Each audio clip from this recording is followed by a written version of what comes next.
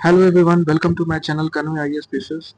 तो आज हम अपने इस घटना चक्र के सीरीज में नेक्स्ट टॉपिक करेंगे पार्लियामेंट। ठीक है, तो पार्लियामेंट कहाँ से शुरू होता है? Article 79 to 122 in part 5 of the Indian constitution. ठीक है, तो आर्टिकल 79 से 122 तक पार्ट 5 में, है ना, भाग 5 में, इंडियन कॉन्स्टिट्यूशन के भाग 5 में आर्टिकल 79 से 122 तक संसद दिया गया है। ठीक है, तो according to 79, the Parliament of India consists of a president and two houses of the people, first House of the People and Council of State। तो 79 के तहत कहा गया कि पार्लियामेंट जो है उसमें प्रेसिडेंट होगा यानी राष्ट्रपति, और दो सदन होंगे, house of the people, council of state, मतलब लोकसभा और राज्यसभा। तो जो हाउस ऑफ द पीपल है इसको लोकसभा कहें और काउंसिल ऑफ स्टेट है ये राज्यसभा। ठीक है, और इसकी जो मैक्सिमम स्ट्रेंथ है हाउस ऑफ द पीपल की वो 550 है।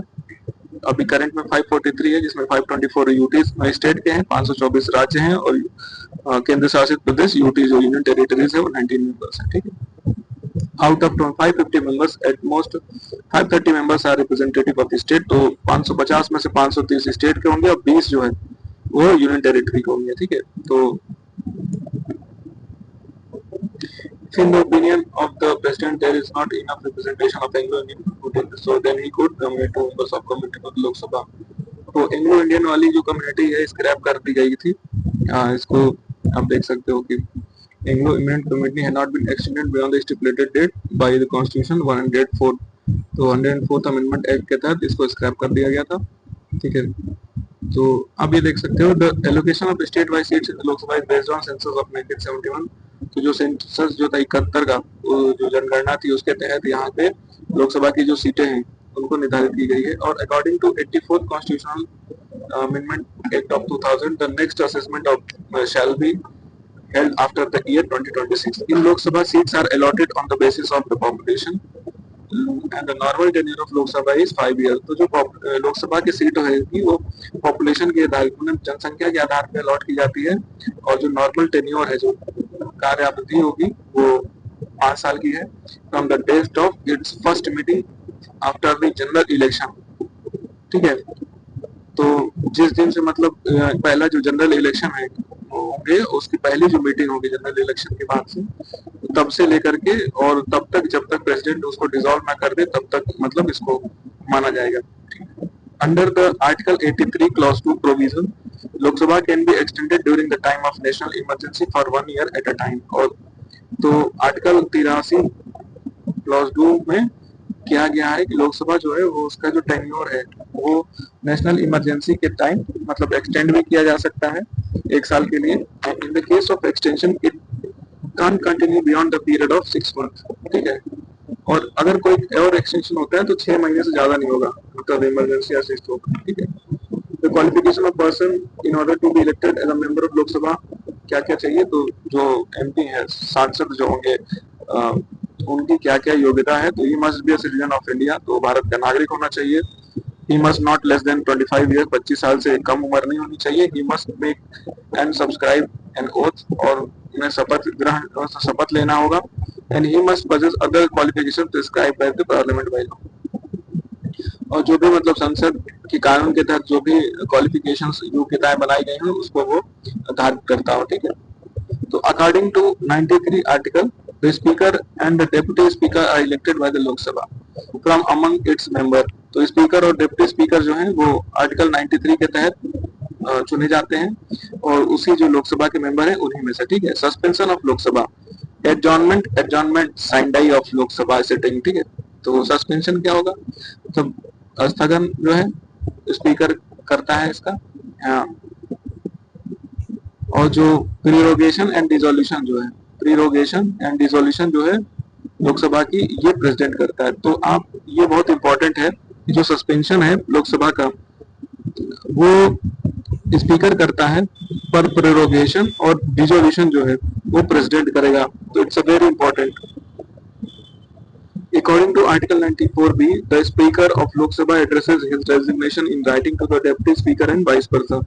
तो जो Speaker of Lok Sabha addresses his resignation in writing to the Deputy Speaker and vice versa। Article 94B में कहा गया है कि स्पीकर जो है वो अपना जो रेजिग्नेशन है वो डिप्टी स्पीकर को, मतलब अपना त्याग पत्र जो है वो डिप्टी स्पीकर को देगा। ठीक है, The Speaker of Lok Sabha is removed from his post by a resolution passed by a majority of all the then members of Lok Sabha, and such resolution shall not be moved until and unless a 14-day advice notice is given. ठीक है, तो जो speaker of Lok Sabha है, ठीक है, उसको मतलब remove करने के लिए, उन्हें हटाने के लिए रिजोल्यूशन पास करना चाहिए और मेजोरिटी होनी चाहिए सारे मेंबर्स की लोकसभा की, ठीक है, और 14 दिन के अंदर उन्हें नोटिस देना होगा, ठीक है। While a resolution of removal of the speaker or deputy speaker is under consideration, the speaker concerned cannot beside both have right to speak. ठीक है, अब ये कह रहे हैं कि अगर किसी भी स्पीकर के लिए अगर कोई रिजोल्यूशन पास किया गया है उनके रिमूवल के लिए, तो वो किसी भी मतलब एज अ प्रेसिडेंट मतलब प्रिसाइड नहीं कर पाएंगे, वो मतलब जो स्पीकर की जो गद्दी होती है तो उसमें वो प्रिसाइड नहीं कर सकते हैं, पर हाँ मतलब प्रोसीडिंग्स में भाग ले सकते हैं, लोकसभा की जो प्रोसीडिंग होंगी उसमें भाग ले सकते हैं, पर प्रिसाइड नहीं करेंगे, मतलब अपने जो गद्दी है वो उसको नहीं संभालेंगे। उसके अलावा एज अ मेंबर आप मतलब उसमें प्रोसीडिंग्स में भाग ले सकते हो। While the proposal of removal of speaker or deputy speaker is in process, the speaker or deputy speaker as the case have the right to vote in first instance but not in the case of equality of vote। तो deputy speaker अगर इनके ऊपर कोई removal का मतलब अभियोग चलाया गया है, रिमूवल करने के लिए कोई रिजोल्यूशन पारित किया जा रहा है और वो प्रोसेस में है, तो स्पीकर और डिप्टी स्पीकर वोट तो कर सकते हैं पहली बार में ही। मतलब इक्वालिटी जैसे क्या होता था कि अगर कोई डिप्टी स्पीकर है तो अगर कोई टाई अप हो रहा है तो उस केस में मतलब स्पीकर या डिप्टी स्पीकर का जो वोट है वो काउंट किया जाता था, पर अगर उसके ऊपर रिमूवल का कोई अगर सीन बनता है तो उसमें पहली बार में ही आपको वोटिंग करनी होगी पहली गेप में, और उसमें टाई अप वाले जो इक्वालिटी वाली सिचुएशन होगी उसमें आपको वोटिंग करने नहीं दिया जाएगा। The speaker of Lok Sabha uses his casting vote only in case of tie. ठीक है, और स्पीकर ऑफ लोकसभा जो होता है वो टाई के समय ही मतलब सिर्फ वोटिंग कर सकता है। Lok Sabha secretary directly function under the speaker of Lok Sabha. तो लोकसभा का जो सेक्रेटरिएट है वो स्पीकर के अंदर काम कर रहा है। After the general election pro tem speaker administers the oath to the newly elected member of Lok Sabha. तो जो प्रोटेम स्पीकर अपॉइंट किया जाता है पहली मतलब बात जब कोई भी सरकार बनती है तो सरकार को जो ओथ होता है वो प्रोटेम स्पीकर चुना जाता है, उन्हीं मेंबर्स में से जो सीनियर मोस्ट मेंबर होगा उसको प्रोटेम स्पीकर चुना जाता है। फिर प्रोटेम स्पीकर सारे सदस्यों को जो होते हैं संसद के उनको आप देख सकते हैं कि उन्हें शपथ ग्रहण कराता है, और शपथ ग्रहण कराने के बाद प्रोटेम स्पीकर का रिमूवल होगा और मतलब उसी स्पीकर की जो पोस्ट होगी वो उन्हीं मतलब जो मेंबर्स होंगे मेजोरिटी के उनमें से ही किसी एक व्यक्ति को चुना जाएगा। ठीक है, as a speaker of Lok Sabha.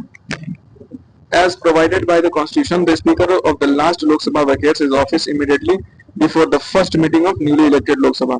तो जैसे ही मतलब पहला मतलब मीटिंग होती है किसी नया चुन करके आए हुए मतलब पार्टी जो भी सरकार बना रही है, तो जैसे ही वो मतलब पहली मीटिंग होती है संसद की उससे पहले ही स्पीकर जो है अपना जो सीट है वो छोड़ चुका होता है। Therefore, President appoints a senior member of Lok Sabha as a pro tem speaker। और उसी वजह से जो प्रेसिडेंट होता है वो प्रोटेम स्पीकर एक चुनता है। ठीक है, तो यहाँ ये बहुत इंपॉर्टेंट देखिए पॉइंट्स आ रहे हैं यहाँ पे कि प्रेसिडेंट होता है वो प्रोटेम स्पीकर चुनता है, और फिर वही प्रोटेम स्पीकर जो है सारे सदस्यों को पहली मीटिंग में वो सबको सदस्यता की शपथ ग्रहण करवाएगा। फिर शपथ ग्रहण होने के बाद फिर उनमें से फिर से स्पीकर चुना जाएगा और डिप्टी स्पीकर चुना जाएगा। ठीक है, तो article 84(1) empowers the president to summon each house of the parliament if he thinks fit। In any case, interval between two consecutive sessions of houses cannot be more than 6 months। तो article 85 clause 1 कहता है कि president को अगर लगता है कि gap ज्यादा हो गया है 2 सेशन बुलाने में, कम से कम 6 महीने का गैप होना चाहिए 2 सेशन में, तो अगर 6 महीने से ज्यादा हो रहा है तो वो कभी भी मतलब दोनों सदनों का सेशन जो है वो बुला सकता है।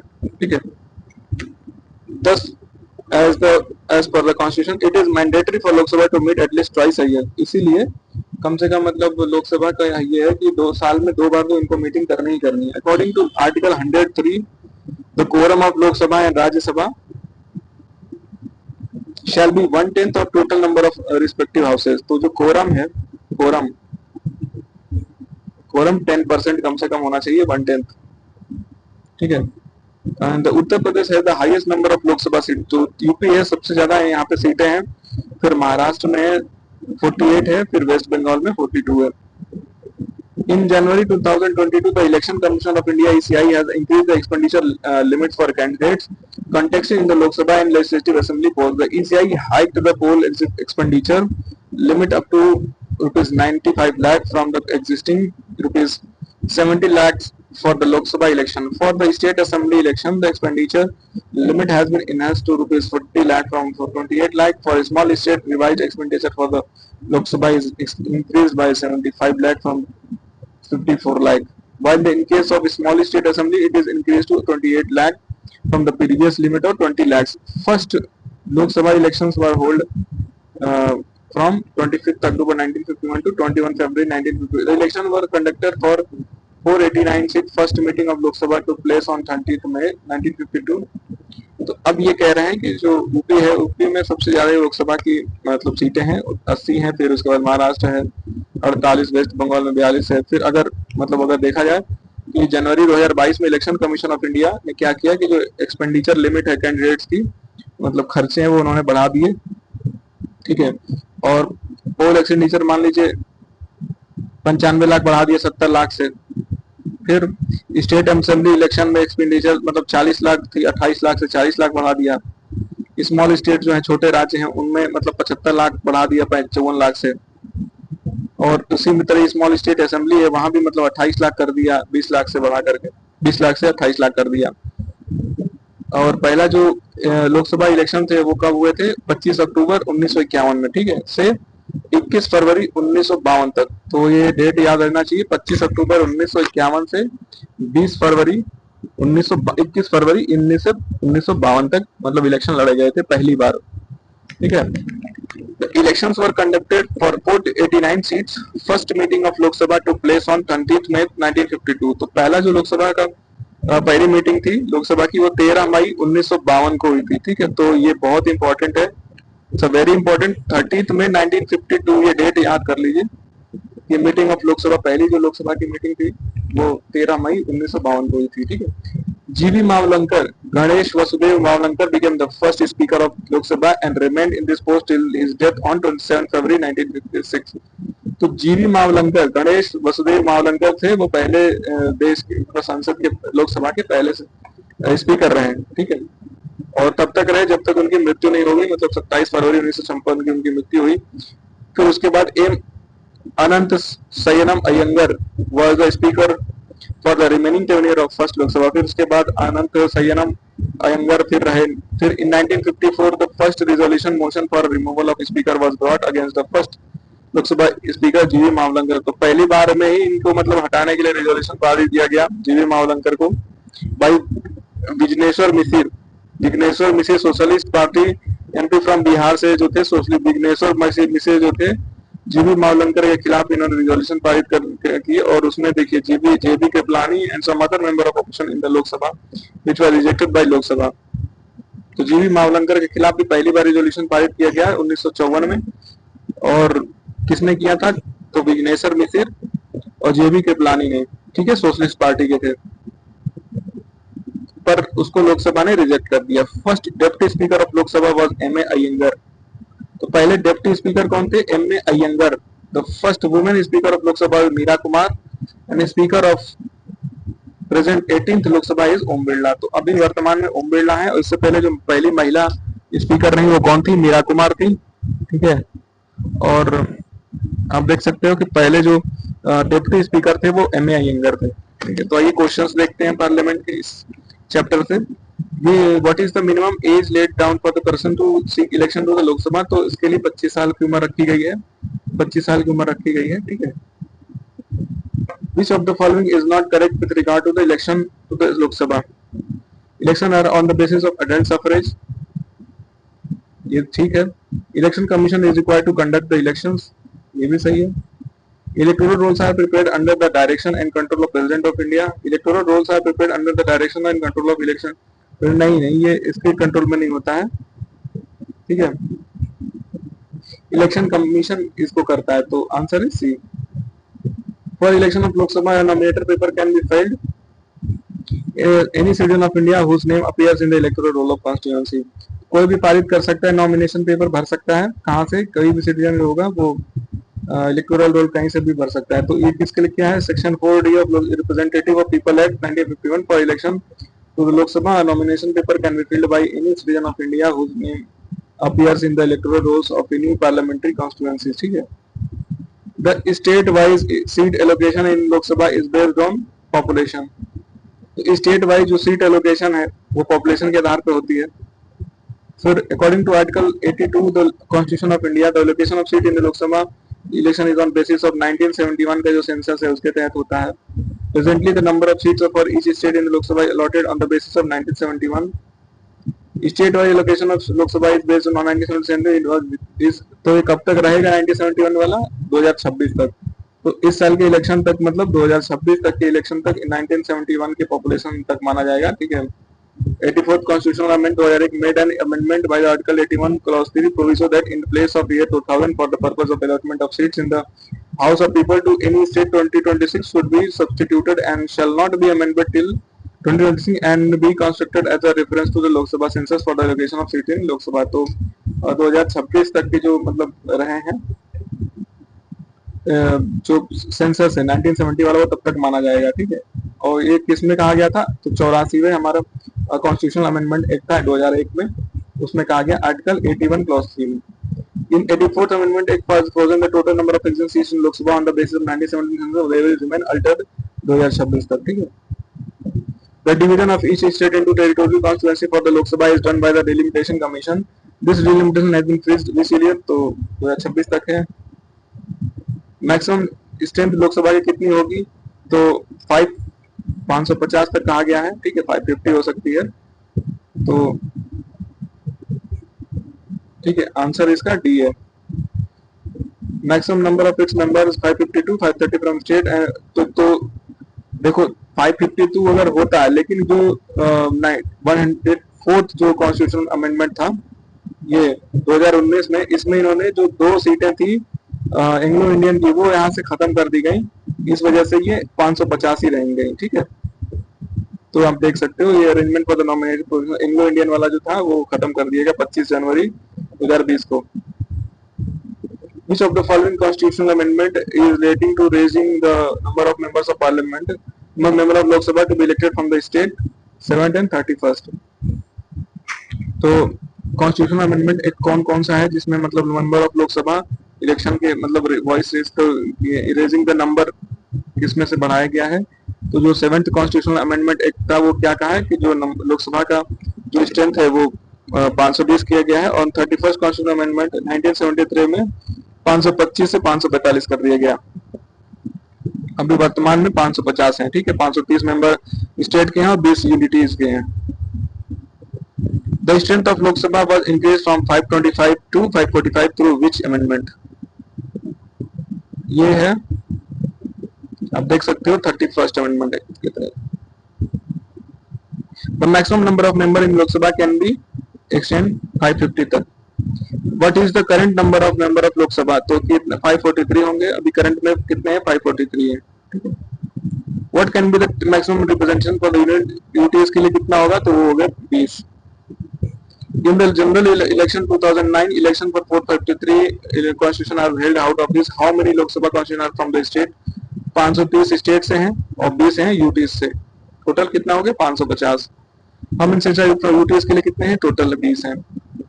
In which article of the Constitution of India was the provision of scheduled caste in the Lok Sabha made?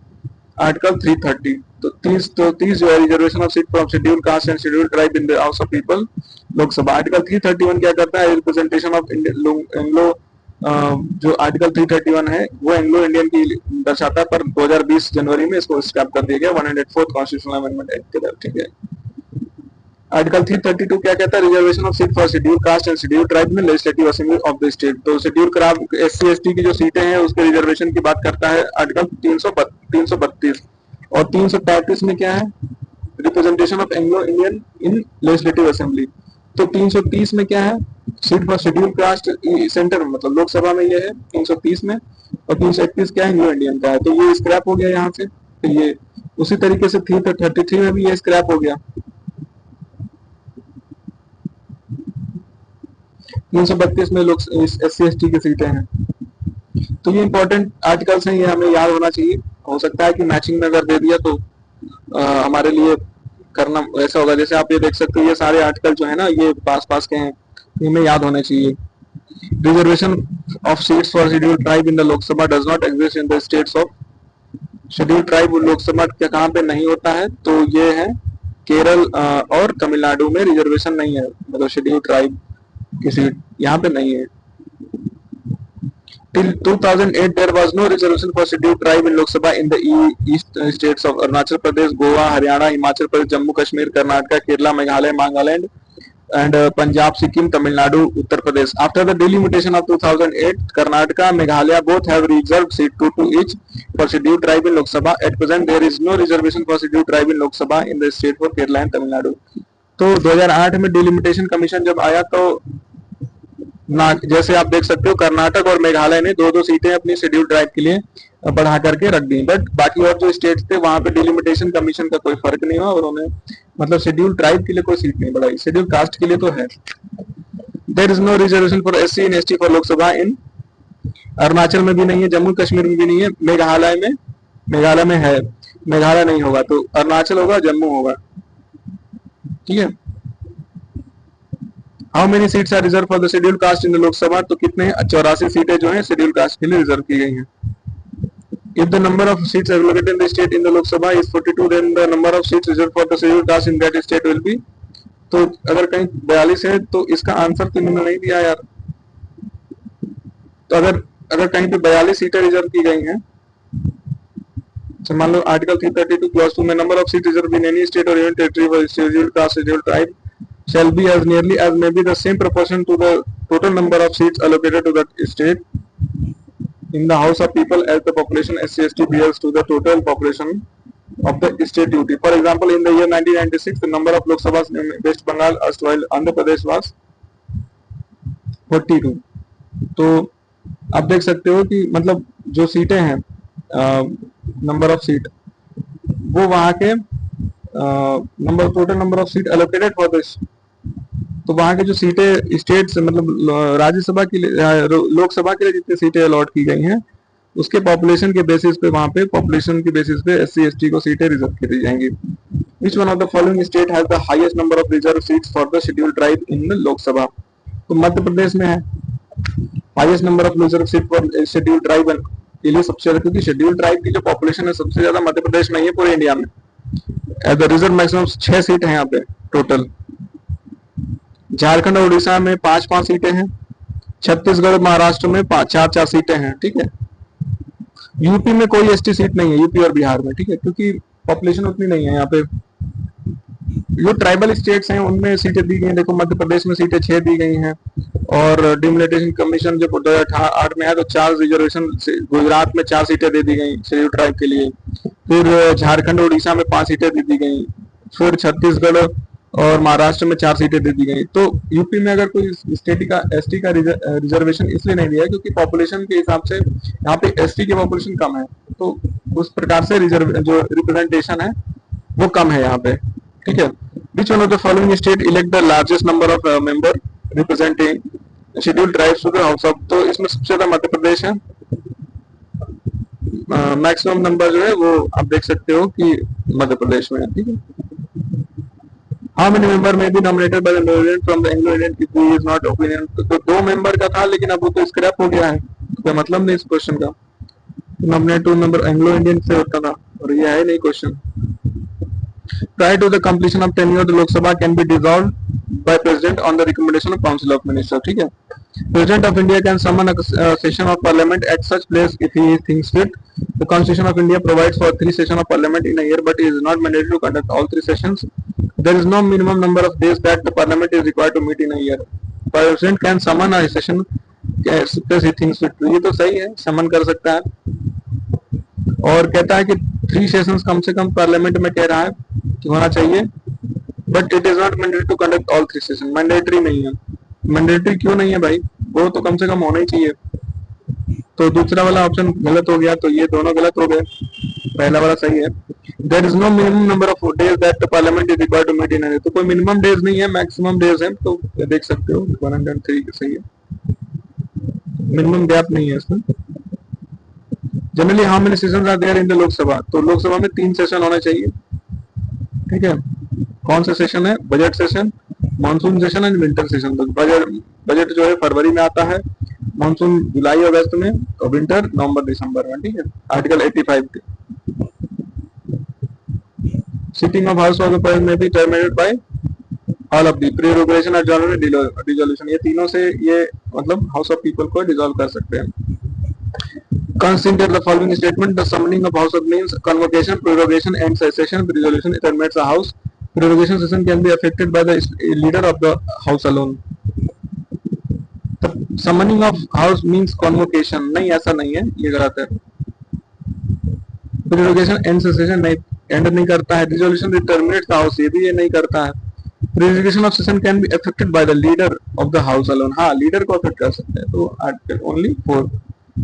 Which of the following is authorized to prorogue the session of the House of People? तो वो क्या करता है? President जो है वो prorogue करता है। देखो सस्पेंशन जो है ना, सस्पेंशन अभी हमने बताया वो कौन करता है? वो करेगा स्पीकर, ठीक है। पर प्रीरोग जो है, प्रीरोग, ठीक है, जो प्रीरोग ऑफ द सेशन है, प्रीरोगेशन जो है वो प्रेसिडेंट करता है, ठीक है। एडजॉर्नमेंट भी है, ये भी प्रेसिडेंट करेगा। सिर्फ सस्पेंशन जो है लोकसभा का वो स्पीकर करता है। The term of Lok Sabha cannot be extended under any circumstances, can be extended by 6 months at a time, can be extended 1 year at a time during the proclamation of emergency, can be extended for 2 years at a time during the proclamation of emergency। तो नहीं, maximum 1 साल तक extend किया जा सकता है, ठीक है। Call for at least session of Lok Sabha call at least 2 times in year, दो तो कम से कम होना ही चाहिए। What is the quorum of Lok Sabha? तो 1/10 कोरम है। What is the quorum? 1/10। The quorum 1/10 है। Which states stand the largest number of member Lok Sabha? तो यूपी में, यूपी है सबसे ज्यादा नंबर भेजता है। इन इंडिया विच स्टेट है the largest representation in Lok Sabha and Rajya Sabha? तो वो है यूपी है। So long the representation of Lok Sabha is concerned, which state rank second and third? तो सेकंड एंड थर्ड पे तो अब देख सकते हो कौन कौन से। देखो पहले पे यूपी है 80 सीटें हैं, दूसरे पे महाराष्ट्र था हमने देखा था, तीसरे पे वेस्ट बंगाल है 80, 48 और 42। 80, 48, 42, ये 3 रेशियो याद रहना चाहिए। पहले नंबर पे यूपी, दूसरे पे महाराष्ट्र, तीसरे पे वेस्ट बंगाल। फोर्थ पे बिहार है 40 सीटें हैं। फिफ्थ पे तमिलनाडु 39 सीटें हैं। सिक्स पे मध्य प्रदेश है 29 सीटें हैं, ठीक है। After UP, the highest number of Lok Sabha seat have been allotted to Maharashtra. Second number पे how many Lok Sabha seats are allocated to the state of Rajasthan? 25 सीटें दी गई हैं राजस्थान को। उत्तराखंड से कितने होते हैं? तो 5 होते हैं टोटल, ठीक है। 3 इसमें आप देख सकते हो, गढ़वाल से 3 और कुमायूं से 2। Seat allocated to Bihar in the House of People is the total number of seat allocated to। ये क्या क्वेश्चन ही बेकार है ये।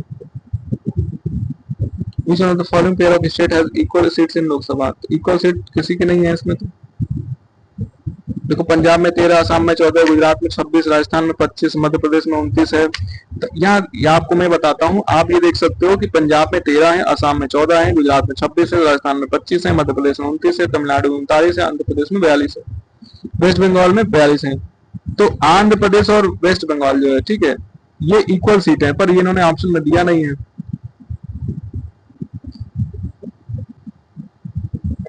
क्योंकि उस टाइम पे जैसे क्या हुआ था कि अब जैसे उस समय अगर आंसर देखा जाए तो आंध्र प्रदेश एंड वेस्ट बंगाल, लेकिन क्या है कि 2014 में ये देखो आप कि 42 में से 17 सीटें जो हैं तेलंगाना को अलॉट हो गई है ना। 42 माइनस 17, ठीक है। तो अब कितनी बच गई? 5, 25 सीटें।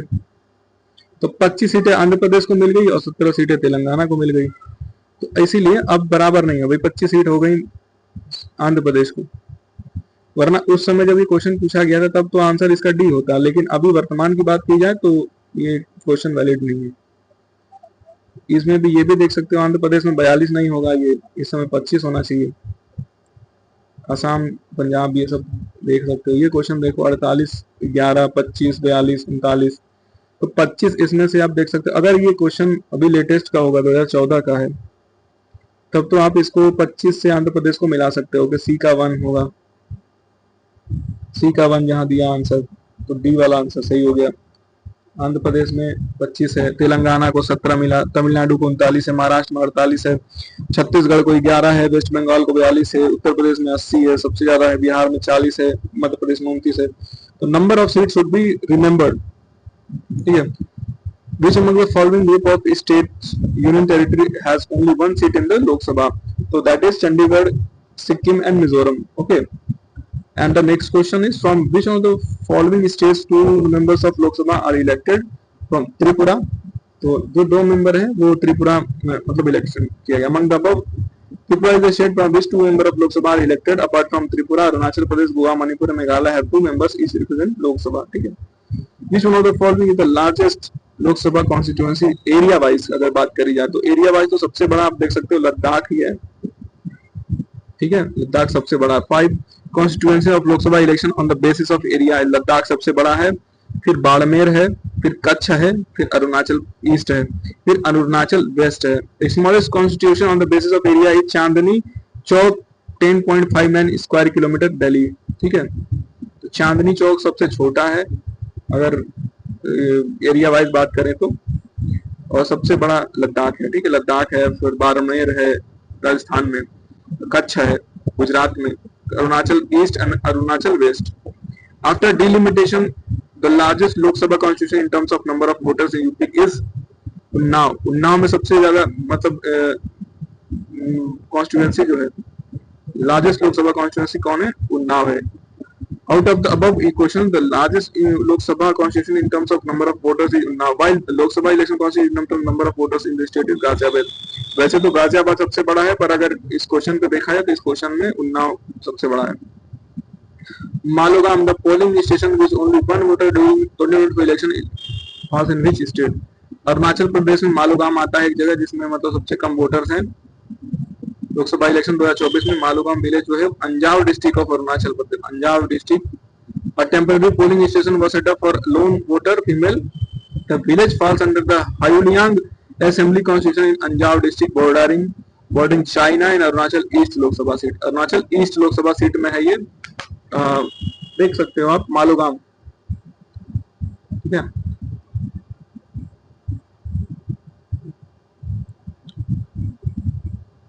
In which Lok Sabha seat one of the India's particularly vulnerable types of privileges group, the Shompen tribe, for the first time exercised their democratic right to the vote in April 24, that is Andaman and Nicobar. What is the maximum expenditure limit for the parliamentary election of a constituency? तो ये तो limit का कोई बात नहीं है भाई, अभी तो लिमिट अलग अलग जो है वो इंक्रीज भी किया है। अभी हमने देखा था 95 लाख की, उसमें इंक्रीज किया, अभी 40 किया 28 से। तो ये क्वेश्चन वैसे कुछ खास सही नहीं है। In case of election to the Lok Sabha, the amount of security deposit by general category candidates and ST/SC candidate respectively is। अब ये क्वेश्चन भी आप देख सकते हो। Time of question, the amount of security deposit general category और SC/ST के लिए 10,000 से 5,000 था, मतलब 10,000 था जनरल कैटेगरी के लिए, 5,000 था SC/ST category. But the election commission increase the deposit, तो लोकसभा में 25,000 और SC/ST के लिए 12,500। तो स्टेट के लिए जनरल कैटेगरी के लिए 10,000 और ST/SC लेजिस्लेटिव असेंबली जो है वो 5,000। A candidate of Lok Sabha poll loses his security amount if he does not get, security amount कैसे मतलब खत्म हो जाएगा अगर कोई भी candidate fail to secure more than 1/6 valid vote जो है, अगर वो कोई बंदा अपनी कॉन्स्टिट्यूशन में फेल कर जाता है तो उसकी सिक्योरिटी मनी जब्त हो जाती है, वो नहीं मिलती है उसको वापस। First general election of Lok Sabha was held in 1952। आपने देखा था ना 25 अक्टूबर 1952 में पहली बार इलेक्शन हुए थे, 25 अक्टूबर से 21 फरवरी तक, ठीक है। Election was held for the total number of 489 seat. The first session of first Lok Sabha was 13 May 1952। The tenure of which Lok Sabha was about, देखो अगर 52 भी, अगर यहाँ 51 अगर किसी ऑप्शन में दिया होता तो हम 51 भी मानते, क्योंकि 25 अक्टूबर से लेकर के और 52 तक दिया गया है ना, तो अगर 51 होता तो 51 आंसर होता, लेकिन यहाँ 52 दिया है तो 52 आंसर होगा, ठीक है। Tenure of this Lok Sabha was about 6 year, तो टेन्योर क्या, जो फिफ्थ लोकसभा थी वो 6 ईयर थे, क्योंकि इमरजेंसी की वजह से एक्सटेंशन हो गया था 15 मार्च 1971 से 18 जनवरी 1977 तक। जो पांचवी लोकसभा थी उसमें ये एक्सटेंशन हुआ था। Ninth Lok Sabha was dissolve on 13 मार्च 1991 को, जो नाइन्थ लोकसभा डिसॉल्व। अब ये आप देख सकते हो, जो अब ये क्वेश्चन कैसे आयोग पूछ सकता है, आप देख, है ना। अब यहाँ से हम क्वेश्चन कैसे मतलब सीखते हैं कि कैसे क्वेश्चन बनाता है, तो आप यहाँ से याद करना स्टार्ट करोगे, जो फर्स्ट लोकसभा थी, सेकेंड, थर्ड, फोर्थ, फिफ्थ। फिर यहाँ देखो, अगर आपको नहीं पता है तो आप डायरेक्ट मतलब देख सकते हो कि fifth Lok Sabha, seventh Lok Sabha, ninth Lok Sabha, 11th Lok Sabha और 13th लोकसभा। कम से कम इनका डेट, टेन्योर वगैरह तो हमें पता होना चाहिए। तो नाइन्थ वाले का तो 13 मार्च 1991 पता चल गया, ठीक। ये 2 दिसंबर 1989 से डिसॉल्व कब हुआ था, 13 मार्च 1991 को। Election for 12th Lok Sabha was held on फरवरी 1998। तो 12वां जो लोकसभा था वो 1998, ठीक है।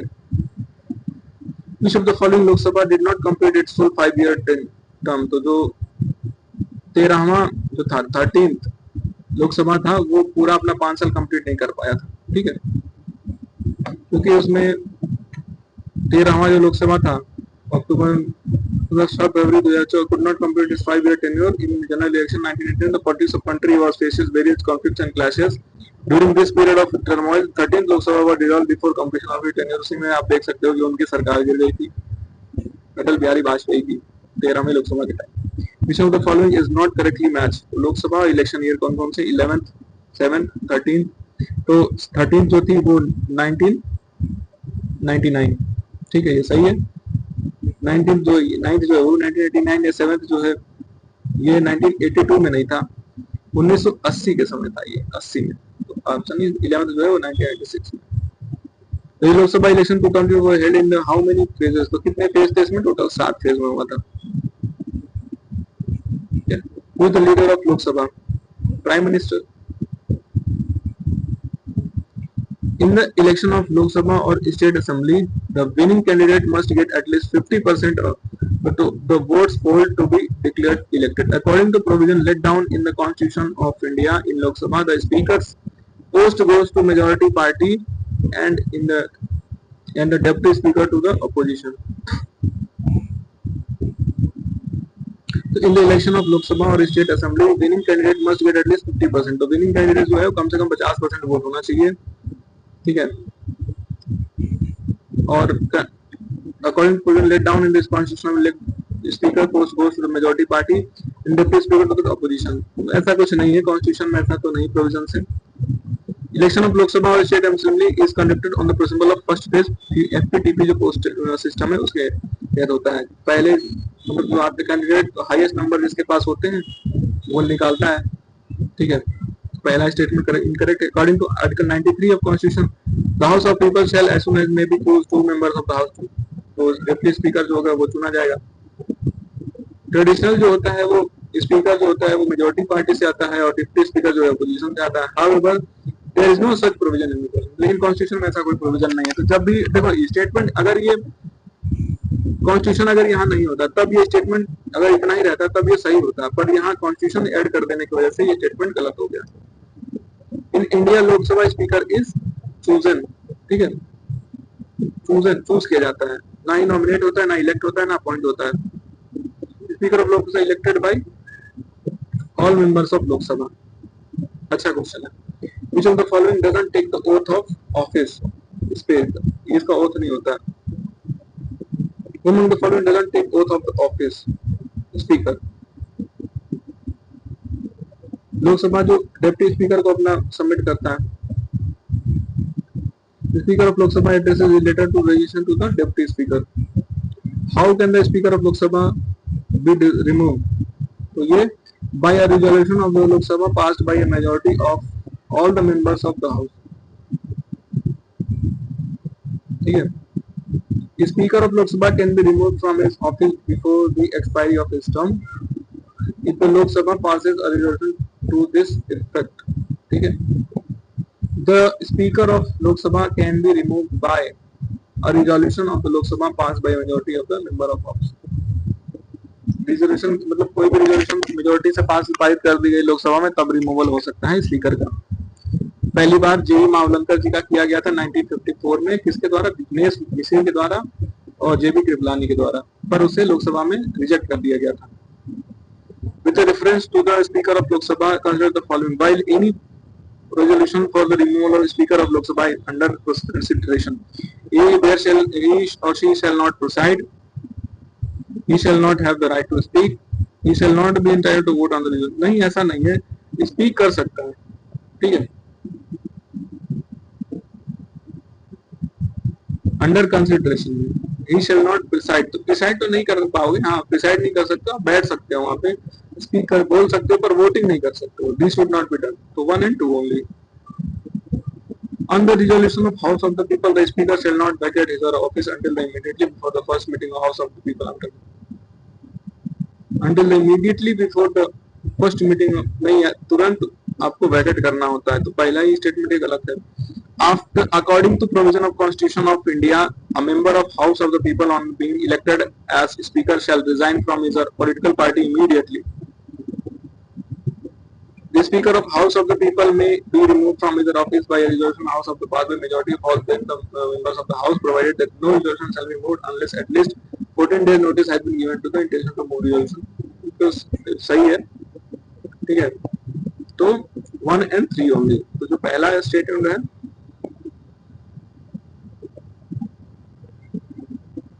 पहला स्टेटमेंट जो shall not vacate his office until immediately before the first meeting, नहीं, पहली मीटिंग से मतलब तुरंत नहीं करेंगे, जब प्रोटेम स्पीकर जो होता है वो मतलब अपॉइंट होता है, फिर उसके बाद स्पीकर रिजॉल्व करते हैं, ठीक है। तो ये आप देख सकते हो। Provision recording vacation reservation and removal for the office of speaker deputy speaker of Lok Sabha given in article 94। ये कहते हैं कि it is clearly stated that when the Lok Sabha is dissolved, speaker shall not Venkat his office on such resolution and such continue until immediately before the first meeting of newly constituted Lok Sabha। तो immediately वो खत्म, जब तक pro tem speaker जब तक नहीं आएगा, पहली जो मीटिंग होगी तब तक अपना ऑफिस आप नहीं छोड़ सकते, ठीक है, स्पीकर का। तो पहला स्टेटमेंट तो सही हो गया, दूसरा वाला गलत हो गया, है ना। तो ये हो गया। Which of the following statement regarding the office of speaker is correct? He holds office during the pleasure of president। नहीं, ऐसा नहीं है। He need not to be member of house at the time of his election, but has to become member of house of within 6 months। ये भी नहीं जरूरत है। He loses his life his office if the house is dissolved before the end of his normal tenure। ये भी गलत है। If he intends to resign the letter of election, it is to deputy speaker। हाँ, deputy speaker को address कर resolution देते हैं। According to office of Lok Sabha speaker, he or she hold the office during the pleasure of president। नहीं, he or she not be member of house at the time of election, but has to become member of house within 6 months। नहीं, ये भी गलत है। He or she intends to resign later of his election as to be deputy speaker। बिल्कुल only 3। अब देखो ये question देखो कैसे डेटो रिपीट हुआ है ना। देखो आइए, तो 1993 का क्वेश्चन है, 2012 में ये चीजें रिपीट हो गई हैं। Which of the following statement is not true about the speaker of Lok Sabha? देखो PYQ का फायदा यही होता है, PYQ अगर आप नहीं करोगे ना, there is no chance in success either in prelims stage, mains stage, never। Speaker has to be member of house within 6 months years in office। जब भी बनता है तो उसको 6 महीने के अंदर मेंबर बनना पड़ेगा, ठीक है, आर्टिकल 93 के तहत। The function of protem speaker is to administer oath to members। ठीक है, ओथ दिलाने का काम होता है बस। उसके बाद ओथ दिलाने के बाद जब सब लोग अपनी शपथ ले लेते हैं, उसके बाद क्या होता है कि फिर उसमें से एक स्पीकर को चुना जाता है, फिर अपोजिशन से डिप्टी स्पीकर को चुना जाता है। ये ऐसा मतलब ट्रेडिशन है, बाकी कोई कॉन्स्टिट्यूशन में ऐसा कोई प्रोविजन नहीं है। वो जनरली अपॉइंटेड है प्रोटेम स्पीकर। तो one of the senior most member of newly elected Lok Sabha, senior most member को प्रेसिडेंट जो है प्रोटेम स्पीकर चूज करता है। ये क्वेश्चन देखो, राजस्थान पीसीएस में आया हुआ है। Power of speaker of Lok Sabha are correct. The speaker preside over joint sitting of both houses of parliament, ठीक है। When a money bill is transferred from the lower house to the upper house, the speaker shall endorse to the bill and certify that it is a money bill। ये भी सही है, ये भी सही है। While resolution for removal under constitution, the speaker shall neither preside nor take part in proceedings. नहीं नहीं नहीं, ये गलत है, ठीक है। प्रोसीडिंग में भाग ले सकते हो पर प्रिसाइड नहीं कर सकते हो। Speaker does not vote in the house, there is no equality of vote. हाँ बिल्कुल, ये भी सही। तो 1, 2 and 4। Speaker of Lok Sabha enjoys the right to vote only in case of tie। ठीक है। Speaker of Lok Sabha make use of his casting vote only in case of tie। Which of the following article of constitution provide that the speaker shall have the exercise casting vote in the case of equality of vote? Article 100, article 100 में दिया गया है अगर tie होता है तो vote कर सकता है। वो जो फर्स्ट स्पीकर ऑफ लोकसभा जीवी मावलंकर थे। टेन्योर देखो आप, ये इट्स वेरी इंपॉर्टेंट, ठीक है। टेन्योर के साथ साथ ये सब याद रख लीजिए आप। जीवी मावलंकर दूसरे पहले नंबर पे, अनंत श्याम अयंगर, ठीक। इधर से नीचे के 2-3 याद कर लीजिए। 2019 से अभी तक है। सुमित्रा महाजन थी, इससे पहले मीरा कुमार थी, सोमनाथ चैटर्जी थे, मनमोहन जोशी थे, जीएमसी पाली योगी थे। ये क्वेश्चन पूछा गया हमारे एपीपीसीएस में। हुआ द फर्स्ट स्पीकर जीवी मावलंकर, लोकसभा का मावलंकर।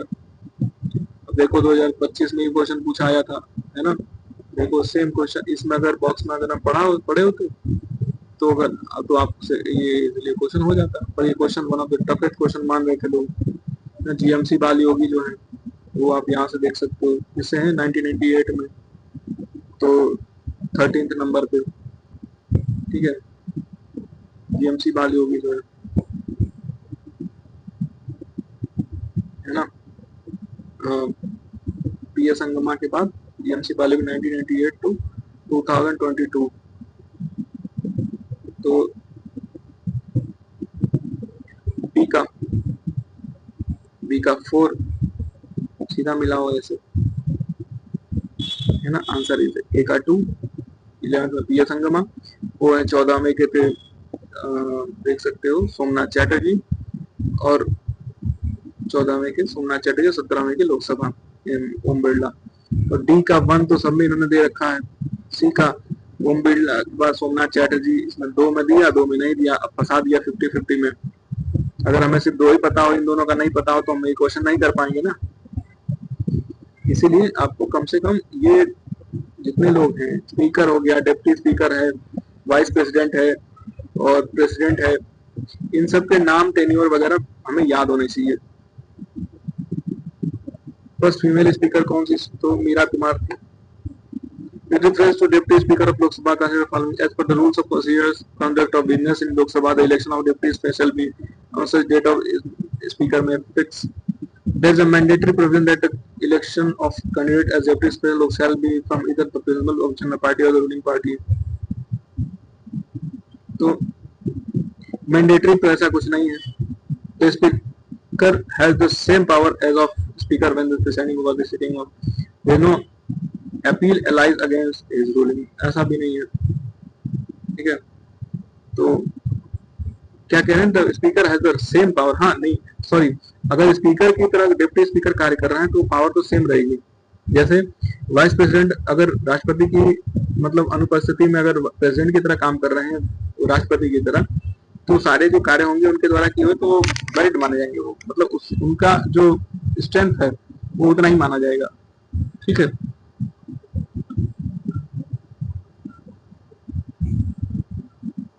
नेक्स्ट इज, इसका आंसर क्या होगा? 1 and 3। The well established parliamentary practice regarding the appointment of deputy speaker then the movement and duly नहीं ये गलत है। Well established parliamentary practice regarding the appointment of deputy speaker is that the motion is moved by the speaker and duly press secretary by the prime minister। नहीं ऐसा नहीं, this is not it, है ना। ये 1 and 3। Present Lok Sabha speaker कौन है भाई? तो आप देख सकते हो ओम बिरला है इस समय पे, लेकिन जब ये क्वेश्चन पूछा गया होगा तब कोई और रहा होगा। जो deputy speaker president Lok Sabha, he has right to part in deliberation, vote in any position, vote in event of equality of vote. तो vote in event of equality of votes. The following were the first tribal speaker. तो कौन थे? PS Sangma. 23 मई 1996 को PS Sangma become the first tribal speaker of 11th Lok Sabha. Lok Sabha Secretariat comes under the direct control of the Speaker of Lok Sabha. Lok Sabha Secretariat comes under the direct provision of Lok Sabha Speaker. The power to recruit the Secretariat staff of the House of the People is vested in President after consultation with the Speaker of the House of the People. Consider the following statement in relation to women member of 15th Lok Sabha. They are less than 50% of total members. Maximum them belong to Indian National Congress. Their members are elected from the Rajasthan. Maximum women members are elected from UP. Question ही गलत है भाई. In which year number of women member of parliament was the lowest in Lok Sabha? सबसे lowest किसमें थी? 1977 में. Recognition of political party or an alliance of political party by the Speaker of Lok Sabha required at least 10% total membership. ये भी गलत question है. In the first Lok Sabha, the single largest party in the election was Swatantra Party. In the Lok Sabha, a leader of opposition was recognized first time in 1969. The Lok Sabha, if a party does not have a minimum of 55 members, the leader cannot be recognized leader of opposition. नहीं, ऐसा नहीं है भाई. कम से कम मतलब 50 members चाहिए. इसमें 55 members, sorry 55 members चाहिए. तो ये गलत हो गया. तीसरा तो answer is 2 only. Leader of opposition पहले नंबर पे कौन थे? कांग्रेस के लीडर थे, है ना, single largest party. Second was secret by communist party. Second 1969 में लीडर ऑफ ऑपोजिशन आए थे. ये तो सही है. पार्लियामेंट पार्ट 2, तो पार्ट 2 हम नेक्स्ट अपनी वीडियो में करेंगे. सो thank you so much guys for watching my video. Have a good day. और वीडियो काफी लंबी ना खींच जाए इसलिए मैंने इसको पार्ट 2, वैसे पार्लियामेंट काफी लंबा चैप्टर है तो पार्लियामेंट हम कम से कम 3 तो वीडियोस हमें चाहिए. जैसे अभी एक वीडियो में हमारी पार्ट 1 खत्म हुई है, उसके बाद पार्ट 2 आएगा, फिर पार्ट 3 है. ठीक है. So thank you so much guys for watching my video. Have a good day and keep studying, keep going, and please do not forget to like, share and subscribe to my channel. Link below.